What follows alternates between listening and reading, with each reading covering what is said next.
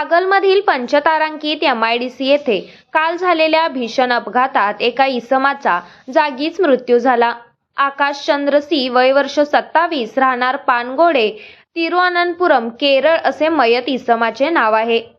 घटनास्थळावरून मिळालेल्या माहितीनुसार गोकुळ शिरगाव येथे CWC2 मधून पुरवठा विभागाचा ट्रक धान्य घेऊन गोकुळ शिरगावकडून कागल पंचतारांकित औद्योगिक वसाहतीमधील शासकीय धान्य गोदाम येथे रस्त्याचा डिव्हायडर मधून वळण घेत असताना पंचतारांकित MIDC मधून येणारी यामाह KL 65W 2699 या गाडीची जोरदार धडक ट्रक सोबत होऊन आकाशचंद्र हा जागीच ठार झाला.